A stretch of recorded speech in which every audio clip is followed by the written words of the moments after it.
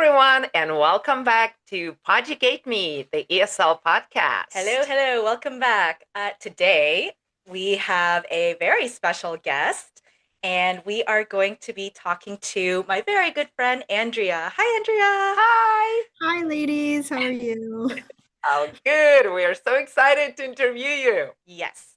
And so, just for a little bit of context, Andria and I go way back. I think we've known each other. We have known each other for over half of our lives. Yeah, Wow. Very long time. We were high school friends, and I think we met in like ninth grade, I want to say. yeah. I'm pretty sure we met in ninth grade, like Oh, English or something. Or was that our first class together? I Did we? don't remember. I don't remember where I met you, to be really honest. I just remember like being friends with you. Yeah, I know exactly. We have no idea how we met. We just I'm pretty sure it was ninth grade though, because I remember like having classes with you in 10th grade and already being your friend in 10th grade. So yeah. Okay, well, yeah, that's like way back, and that We has met in just ninth grade. The rest is the history. rest is history. Yep. Exactly.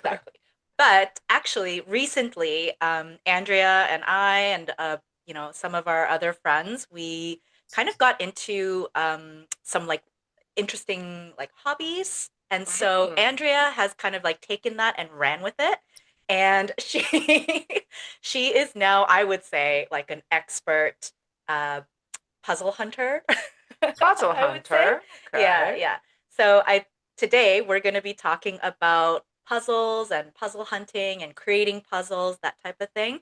And I think it's going to be really fun to talk I'm about. so curious Yes. to learn more about it. And I this is actually Hannah's nice way of saying that like I'm obsessive. have.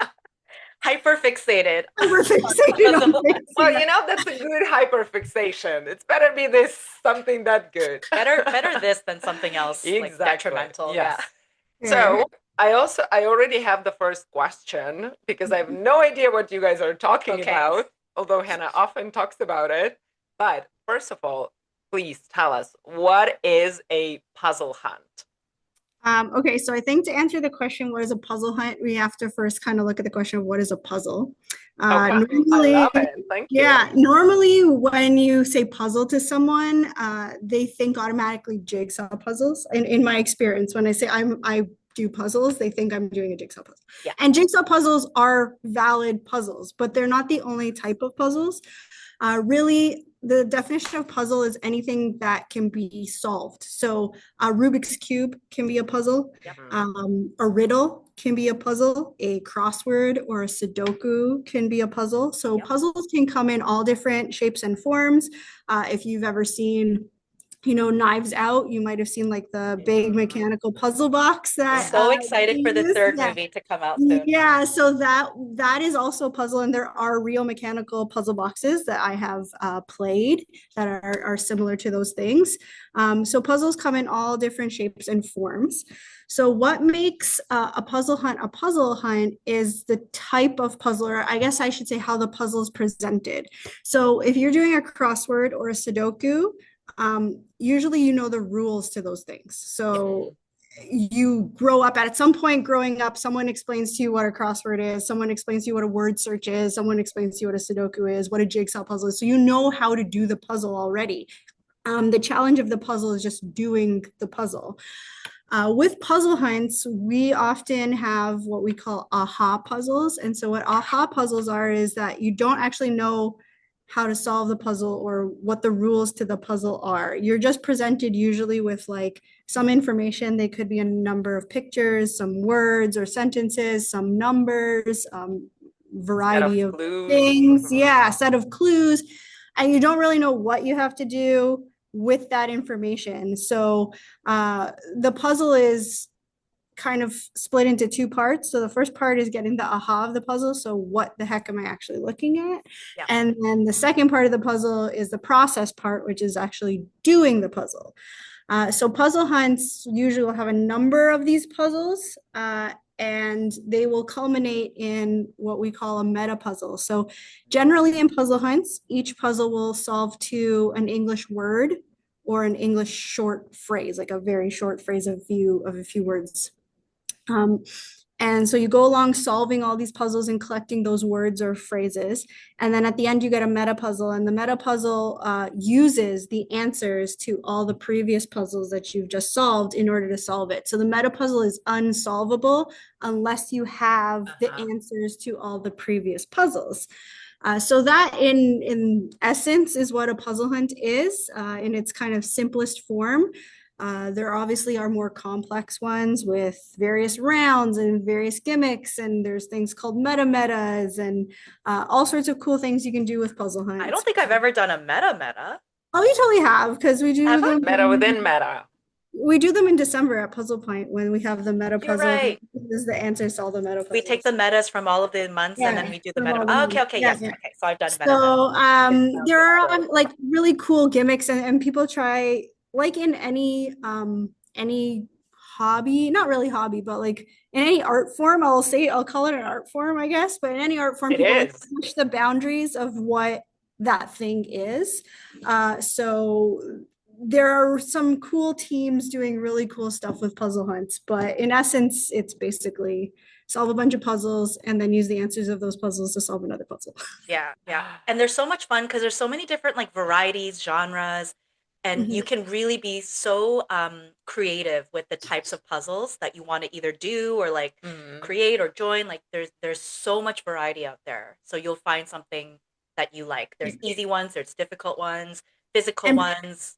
Puzzle hunts are meant to be done in teams. So you don't really you can solo a puzzle hunt, and some people do with a lot of experience, but generally speaking, puzzle hunts are meant to be done within a group of people that have a variety of strengths, that have a variety of skills. Like I'm very bad at math. That's not my forte. So my husband is a very good mathematician. So we make a good team. But we like to have John on our puzzle. Yeah. He does all the math ones. Yeah, John does the math, right? So the hope is that even if you don't understand every single puzzle, someone on your team will kind of get that aha and get that skill set to solve it. And then in the end, everybody will enjoy the united aha moment. Yes, the aha moment is very important in puzzle hunting. It's like the moment you're chasing, it's the dopamine chase. So, I already know the answer to this, but I still want to hear it. How did you first get into puzzle hunting? So I've always been into puzzles my whole life, but I never really knew about puzzle hunts till the pandemic, actually. And Hannah actually was one of my teammates for my very first puzzle hunt. So her, and then we have another friend, Rena. We were all bored during the pandemic, and I think I saw on Twitter someone like tweet something about this thing called Cryptex Hunt, and it sounded interesting. And we had already been at that time, like Hannah, Rena, and I had already been doing escape rooms for several years at that point. And this tweet sounded like it was an online escape room kind of thing. So I went to go check it out, and it was a puzzle hunt called the Cryptex Hunt. And we decided to participate in it. And we were, it was like, it was wild. We were so unprepared for it. We had no idea what we were doing. We were like, what are we looking at? What is this? Yeah, we had, and I think if we were to redo it now, like 4 years deep into puzzle hunting, probably we'd have a much easier time with it. But that first kind of exposure was like trial by fire. It was just like so hard. We didn't give up, and there was a Discord for hints, and so we kept using the Discord and trying to get hints, and it took us like 2 weeks, but I was really proud of us because there was a month deadline to finish it. Oh wow. And we started late. We started like 5 or 6 days in because we hadn't heard of it before it started, and we still managed to finish, I think, with like 2 days left. Before the deadline. So I was so proud of us for doing it. And then that puzzle hunt, that Discord server that I mentioned that we were getting hints on, I ended up talking to some of the people on that Discord server, one of them being the creator of the Cryptex Hunt. His name is Errol, who is now a very good friend of both Hannah and myself. But talking to Errol, we found out he lived in Toronto, and we met up with him. And then like through that Discord server, I found that there were more of these. Cryptex Hunt was just one of many puzzle hunts that was hosted throughout the year by different puzzle hunt teams. And I ended up joining a puzzle hunt team with one of the people I met on the server. And that's my current puzzle hunt team, which is called Vehemence. And so we do competitive puzzle hunts throughout the year. And yeah, it's a lot of fun. Wow, Yeah. that sounds amazing. And- It's so cool. Like we have our own puzzle hunt team. Yeah, we do. There's lots actually- of fun puzzle hunt teams. Actually, like the names of puzzle hunt teams are often like puns, and Of course they're they are. very- Of course they yeah. are. Yeah, there's a lot of wordplay like in puzzle hunt teams. People sometimes will hide puzzles in puzzle hunt team names. Like it's really interesting. It's a really fun community. You know, like one of the biggest puzzle hunt teams is a team called Palindrome. So every year, there is a really the biggest puzzle hunt of the year is called the MIT Mystery Hunt. And it's hosted by MIT, the university, and they enter it as a different palindrome every single year. Oh, so wow. like yeah, so every year it's always like them revealing like what palindrome. Like one year was like damn it I'm mad, another year it was just the word huh.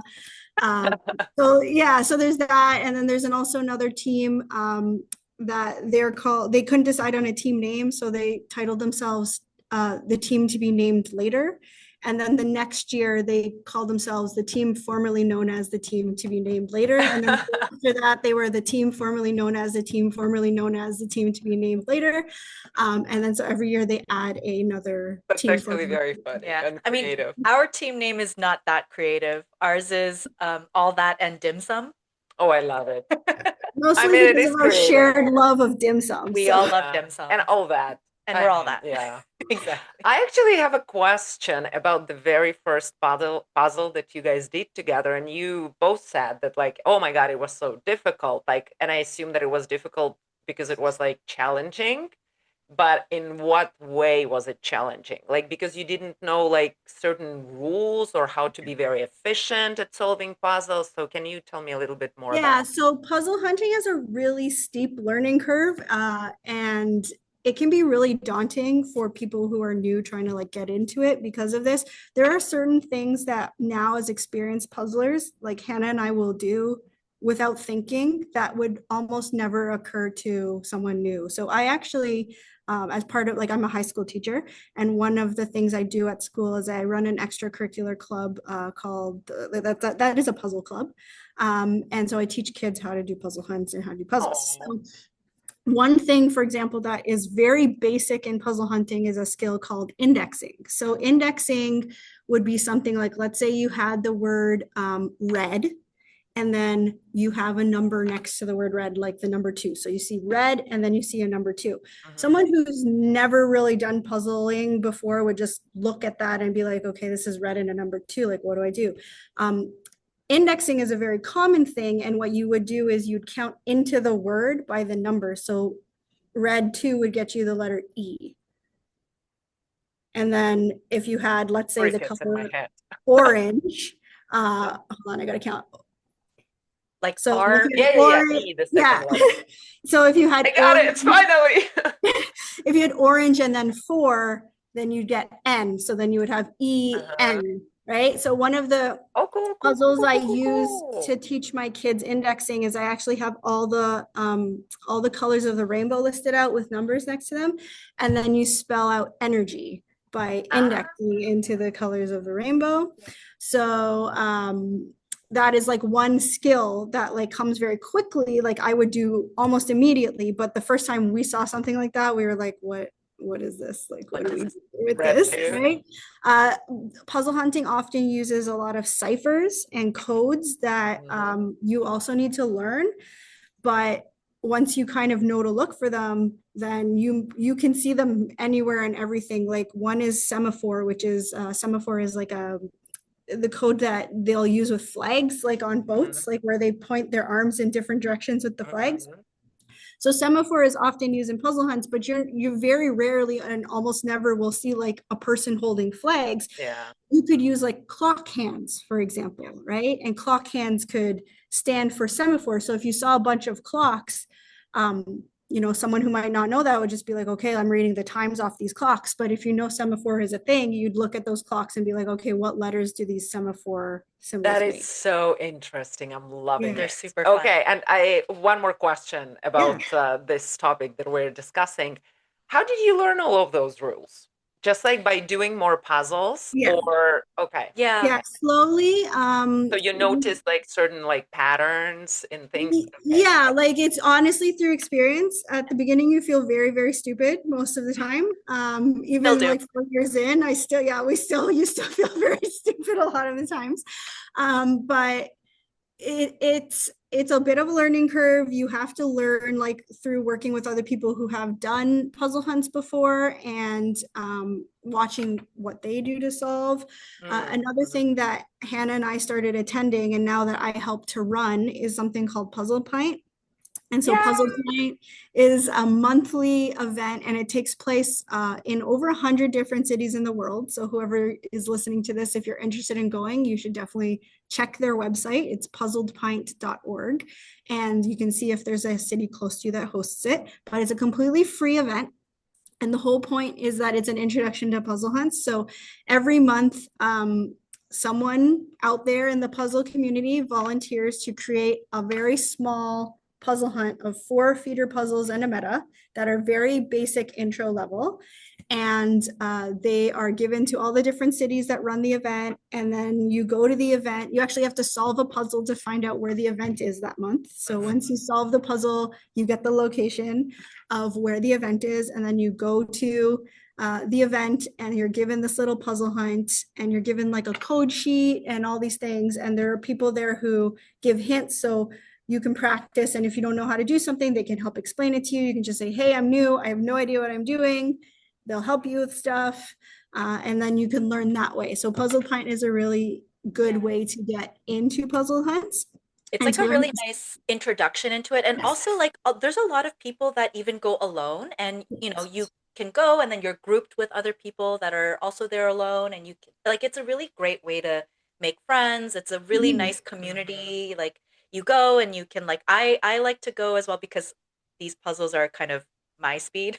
You say they're really easy, but they're like In the grand scheme of puzzle hunts, they're easy. I'm not saying that they're yeah. like a walk in the park because obviously if you don't do them a lot, they're not like Yeah, ease yeah. in puzzle hunts is relative. It's actually one of the rules we have on our puzzle hunt team is we try not to talk about a puzzle being easy or a puzzle being hard because Oh, that's cool. very relative to the person's Mhm. experience, right? Nice. I love it. Yeah, on the grand scheme of puzzle hunts, it's designed to introduce you to puzzle hunts. So they are on the easier side of things, but they can still be quite challenging. Yeah, like the ciphers they use are the basic ones, like this Yeah. game. And then also the other half of the name puzzled pint, the pint part implies that we are drinking. So that does also up the challenge Yeah. level I've when been you're to like one. 2 beers in.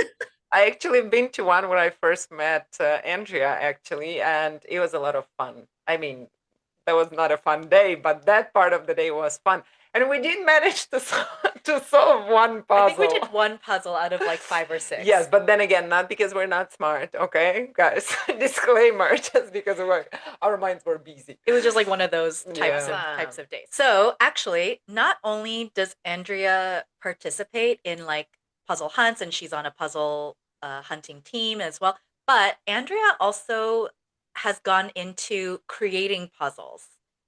So I wanted to talk to you a little bit more about this. So, what made you like want to start even creating puzzle? It just seems so difficult because you first of all you need to know how puzzle hunts work. You need to know the structure, but also like having to create these clues and create the whole like scheme of everything. How did you? What made you want to start this?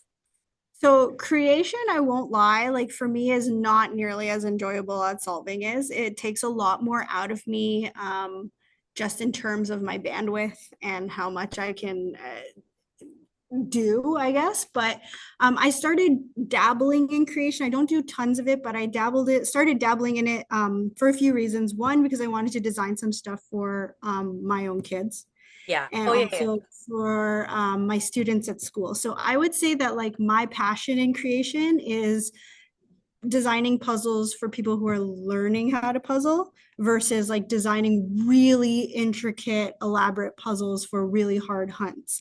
Now, I Yeah. still have done that. So I mentioned I was on a puzzle hunt team called Vehemence, and we have put out a puzzle hunt. So how puzzle hunts work, it's really great hobby for those who are financially restricted because like 90% of puzzle hunt things are absolutely free. They are Yes. all run by the puzzle community voluntarily just to have fun with each other and for the love of puzzling. So often teams, puzzle hunt teams, once they've kind of been around long enough, will put out their own hunt to contribute to the community. So my team did that a few years ago. We put it on a puzzle hunt, and it was a musical themed puzzle hunt. Yeah.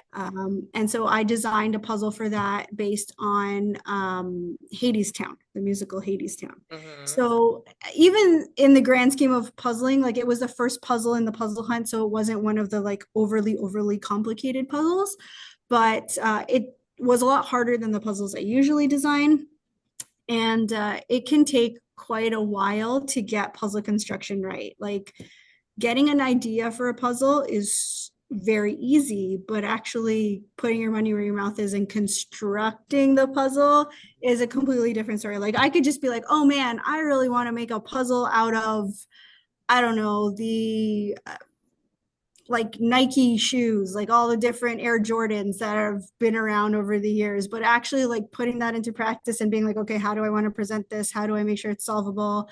All that kind of stuff. That is a lot more challenging, and it takes a lot more time.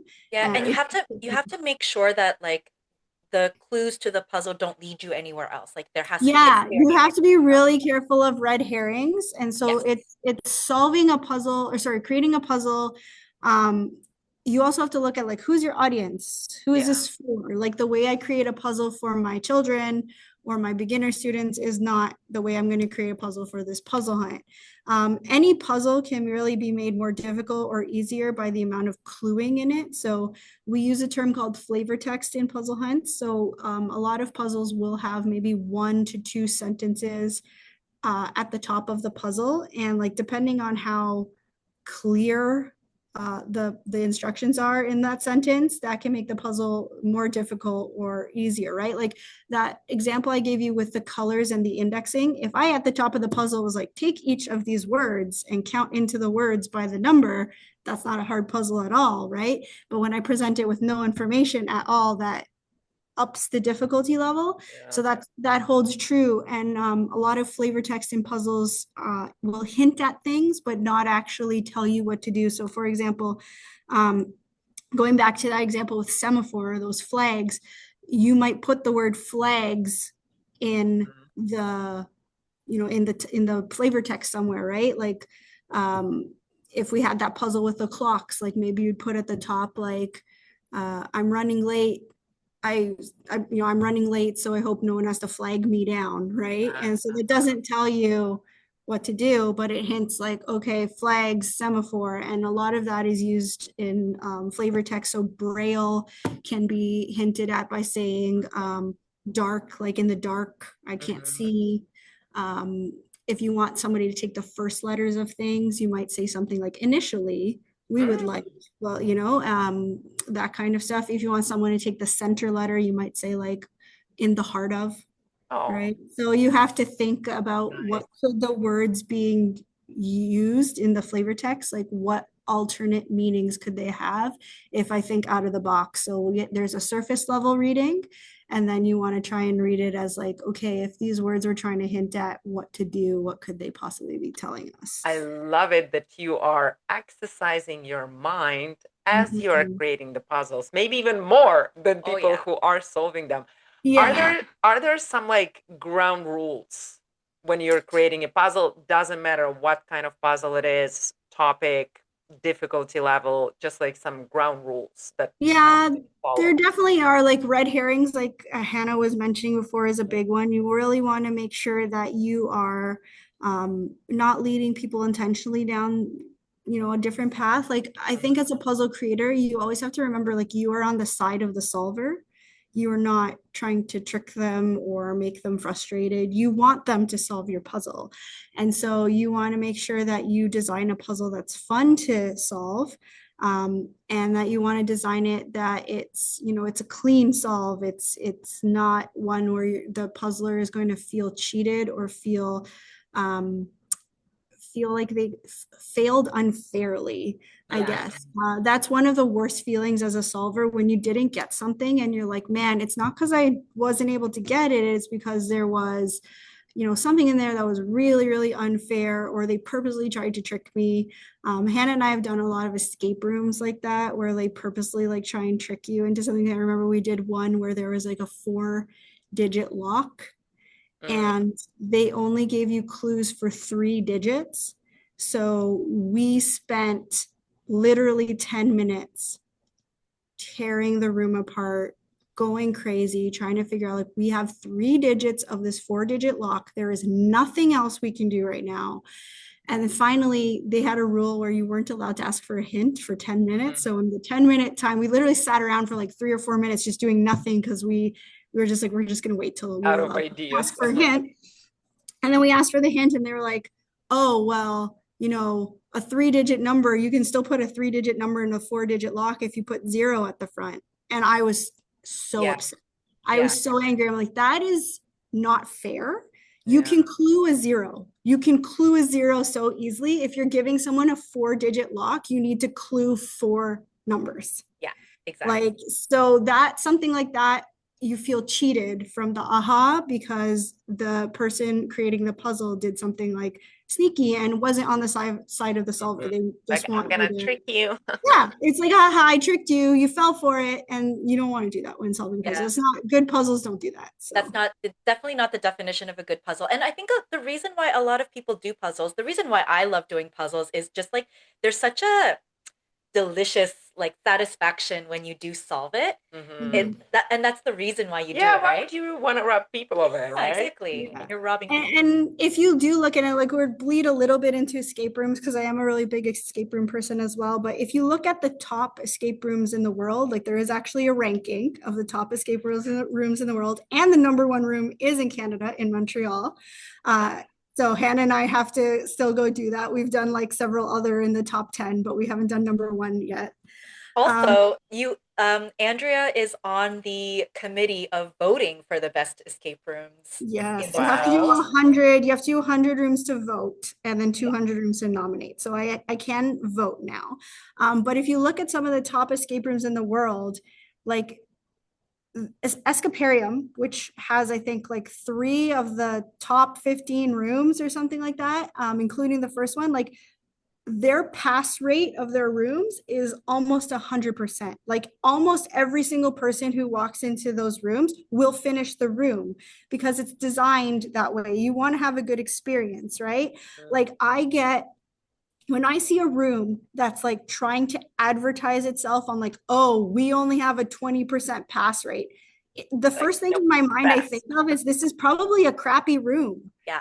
Because it's not that I think I'm the best solver in the world, but I am, like, just with rooms, it's like, if that many people haven't solved your room, it's probably not clear, and it's probably not the best puzzles. I'm at that kind of point in my escape room career where it's like, if I don't finish a room, it's because the room was bad, not because I was bad. And I'm not trying to like toot my own love horn this. Yeah, or anything, but like, that's the kind of stuff you want to keep in mind as a creator, right? If you're seeing as an escape room owner that only 20% of the people are solving your puzzle, then you need to fix your puzzle. It's not the Exactly. person. I 100% agree. You want to solve it. You want people to solve them. Yeah, right? and enjoy it. Yeah, exactly. That's the whole point. Yeah. All right. So for people who might be like interested in getting into puzzle hunting, or just want to, like, maybe get their foot wet, what advice would you give for people who kind of want to like try it for the first time? So I think the most accessible kind of puzzle experiences definitely would be doing some escape rooms, and then finding if there is a puzzle pint near you. If there isn't a puzzle pint near you, if you actually go on the website, they have an archive of every single set that they've ever done, going back to like 2013 or something like that when it started. So you can just do them on your own. You can just print them and do them on your own at home. They have all the answers there. They have hints online as well. So, you can try them out. So those two things are probably the easiest kind of, entry into the puzzle community. They also have the nowadays they have the board games, like the escape room board games that you Mm-hmm. can also Mm. try. Yeah. Yeah, there's a lot of board games. There's a number of amazing companies. One of my favorite is one called Bluefish Games. There's also Post Curious that they do like puzzle games as well. One of my favorites is something called Lost in the Shuffle, which my friend Spencer designed. Is a deck of cards with like a whole ton of puzzles in Yeah. them. It's in a deck of cards. I think I Yeah. gave Hannah a copy. Yeah, I do have one. So yeah, there's lots of things like that. The other thing I would say, if you're really like, if you've done those things and you're interested in them and you're like, yes, I want more, I want to get deeper involved in the puzzle community, like you need to be social in the puzzle community. Mm-hmm. Like puzzle hunts are not designed to be solved alone, like I mentioned. So finding other people to solve with, whether they be people in real life that you know, or if you don't know anybody, there are a ton of puzzle discords that you can join. You can meet people. You can join a puzzle hunt team. There's lots of open teams. Like some teams are closed, and they'll ask you to join, but a lot of teams are still open. Yeah. So you can find a team and start solving with them, and that's And it's really such a great welcoming community, you know? Like you'll Mhm. find something. There's something for everybody, I feel like. Yeah, Yeah, I've made a you're right. lot of really, really good friends in the puzzle hunt community over the last like 4 years that I've been. I know, yeah. So many benefits. Oh my Andrea's gotten God. super involved in the community, and it's like, she's definitely one of the people that have like really enriched, I think, the community, and you've made it so accessible to so many people. It's awesome. Thank you. This is gorgeous. Awesome. Amazing. And now, Andrea, we're going to move to something that is called quick fire round. Dun, dun, dun. And in the quick fire round, we're going to ask you 3 questions. And you have to answer pretty fast, just like the first thing that comes to your mind. Okay? Ready? Steady? Okay, let's go. Question number 1. Escape rooms or puzzle hunts? Puzzle hunts. Okay. Is it something that you would expect Andrea to I would have say? guessed puzzle hunts. Yeah, yeah. Although I mean, I know you love both of them. This was a hard question for me. Okay. Why puzzle hunts? Was it why puzzle hunts? Yeah. So I had to I think because they're free, and most of the time when I do escape rooms now, I do them at least with my husband, but my kids are really into them. So taking like 5 people to an escape room is Okay. like Expensive. $200. So Yeah. I can't really do them as much as I'd like to financially. Yeah, expensive. I got it. Okay, next fire round question. What is your favorite snack while puzzling? Probably fresh fruit. I really like. Yeah, Yeah. yeah. Awesome. Cool. And the last question, one word to describe the feeling of solving a very tough puzzle. Euphoric. Wow, I love it. Yes, I relate. Just so satisfactory. Yeah, it is. Yeah. It's like a catharsis kind of Yeah. like Yes. friends, Yeah. like- Yeah. That's why it's so important for puzzles to be good, Oh, I like love logical, it. and there's such a satisfaction to it. Euphoric is Mhm. such a good way to describe it. All right. Perfect. You know what? I really want to try now, like everything that you guys mentioned. I mean, I love escape rooms, but I haven't been to one in forever. The puzzle pint, I'm definitely going on that website to download some puzzles and try them And out. come anytime. And come, Yeah, you yes, should come I'm in gonna. September or Yes. whenever you're free. I love stuff like this. Yes. So that was great, Andrea. Thank you so much No for joining problem. us for this amazing interview and telling us all of those interesting things about puzzles and hunting and how to create them. I guess that it really piqued my interest and Yeah. hopefully the interest of our listeners and viewers. Yes. Yeah, thank you so much for your time, Andrea. I know you're like No so busy. problem. Thanks for having me, ladies. I appreciate it. All right. So, yeah, I guess this is it for today. And for those of you who are not yet, please follow us at PoducateMe on Instagram.